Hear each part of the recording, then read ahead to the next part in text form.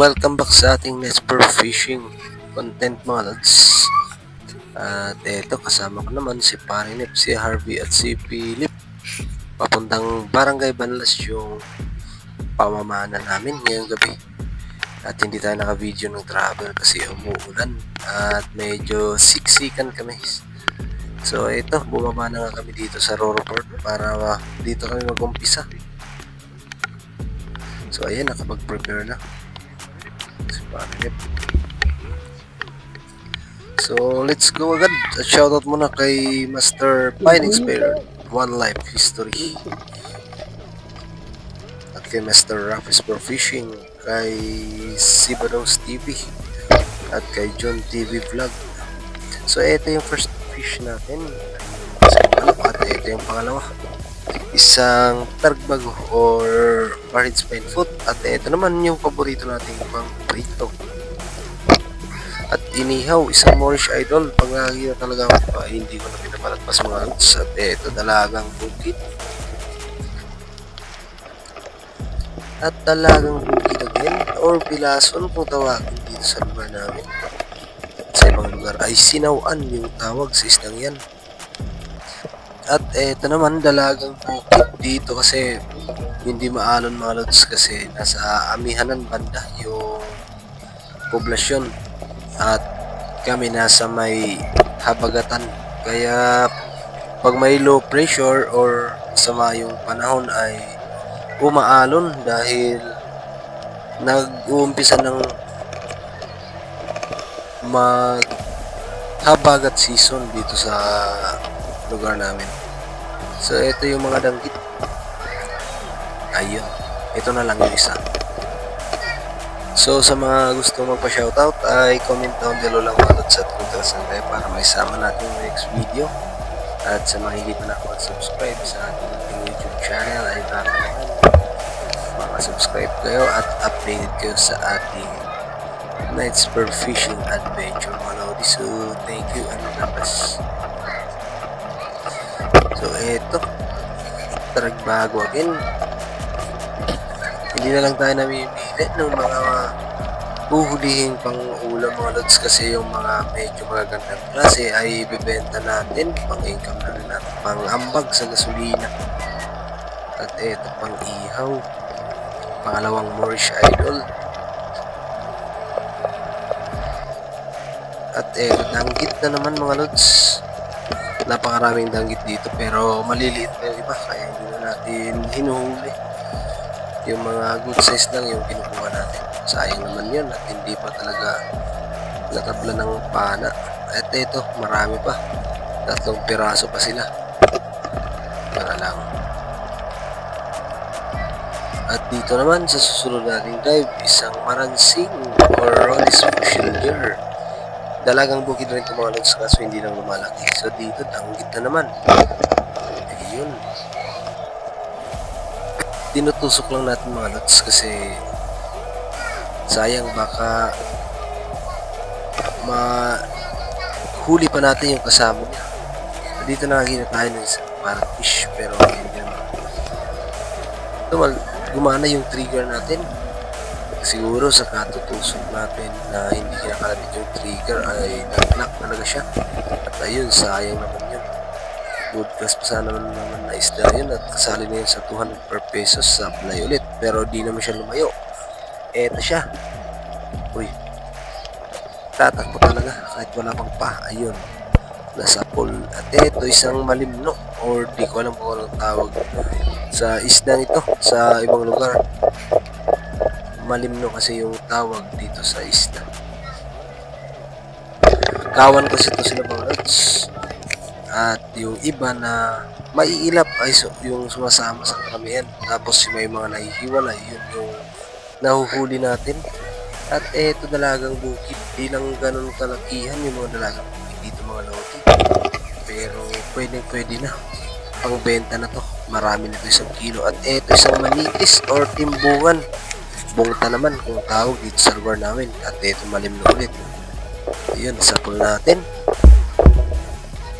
At dito naman, isang klase ng snapper or sweet lips. Di ko alam kung ano to. Pero masarap yung laman ng isdang ito kasi nakahuli na ako ng medyo malaki dito sa day dive. Kaso hindi ko lang nakunan yun sa video. Kasi sinusubukan ko pa lang yung pang day dive natin na spur gun. At ito yung gamit natin ay isang badyaw type lang o sariling gawa. Badyaw type kasi yung tawag nito sa karamihan na style ng pana natin. Hindi ito di advanced trigger. Simple lang. Stainless lang to na ginawang trigger para sa night dive natin. Pwede rin gumawa nito pang day dive kasi DIY lang naman to at hindi na kailangan gumastos ng malaki. Kung may kahoy ka lang at mga stainless o tapos goma ay pwede na. Martilyo lang yung gamit at mga yung pambutas namin dito dati sa shop niya at sa paggawa ng flapper niya ay ano lang yung concrete nails tapos yung stainless din na maliit na ginagawa naming flapper. Binubutasan lang at pinapabagas sa apoy bago pukpukin ng martilyo.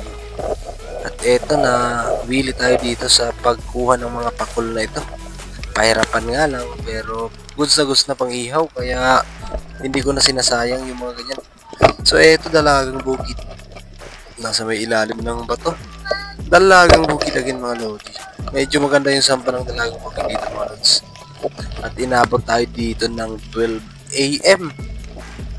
Kasi medyo malayo. Pero sulit din naman yung dive natin. Mga dalagang bukid na medyo medium size na. Kaya marami talaga yung 1 kilo at 200 pesos per kilo lang naman yung bentahan nito. Ito isang maliit na pututan. Pero 100 grams na rin yan. Kaya kunin natin. Hindi lang tayo namimili kasi yung mga hindi nabibenta ng medyo mahal ay inuulam na lang. Mga ganito. Ulam na yan.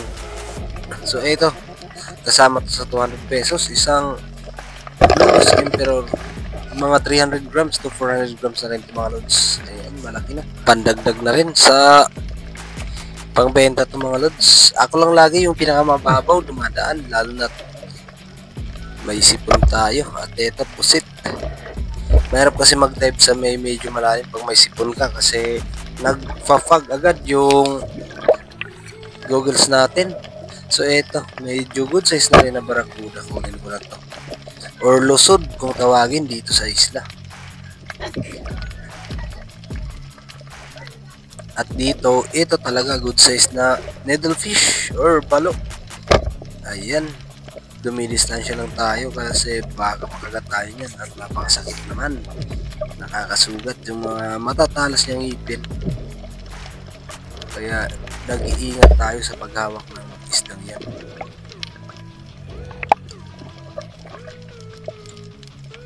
Ayan, pinesto ko muna bago hawakan. Ayan, malaki mga goods. At napakahaba na. Pero ulam lang yan mga lodi. At eto na nga, umahon na nga kami. Dito sa Barangay Banlas. At mag-12 na talaga. Tapos biyahe pa kami kaya lagpas 12 AM na. Nung madaling araw kami nakauwi. So eto yun. Prepare na nga rin kami para umakyat na sa may kalsada mga idol. Eto na nga kami nadaanan na nga namin yung mga kabahayan dito sa Barangay Banlas. At buti na lang at tumila na rin yung ulan kasi nga dahil sa low pressure meron pang isdang nakasabit sa leggings natin, yung pang doble natin sa ating wetsuit kasi luma na yung wetsuit natin mga lods, butas-butas na kaya improvise na lang muna tayo. Wala pa tayong pambili ng bagong wetsuit na magagamit natin para sa ating night spur fishing. or sa day dive adventure para maging safety tayo sa mga jellyfish. So eto na,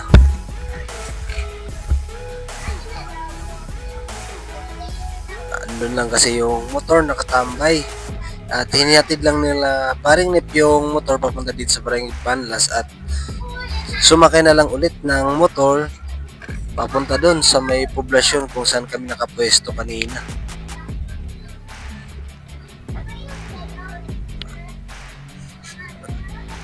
Umuulan pa nga talaga mga idol. Ganito lang talaga yung buhay dito sa isla kasi tiyaga lang. Yung pangunahay kasi yung pamumuhay dito ay talaga ay nasa dagat. Kaya pag ganyan habagat season, ganito lang talaga yung ginagawa namin. Ayan yung mga huli ng mga kasama ko mga lods. Ayan si Harvey. Tapos ayan si parang Nep at si Philip. Eto na pala, nakauwi na kami dito na parang mga lods. Tinanda na nila, tinimbang na yung mga huli nilang isda. So eto pala yung huli ko mga lods ngayong gabi. Ayan, medyo marami-rami rin. So, benta rin yan. Marami-rami rin ulam. So, maraming salamat sa tulong mga idol. At, ayan, isa na. Ayan. Maraming salamat sa pag-check ng panunood at support ng mga idol at yan. Thank you. So, gano'n lang talaga yung knowledge for fishing ng mga lods. Huwag natin pilitin kasi no fish lang yung lives. So, thank you for watching. God bless you all. Paalam.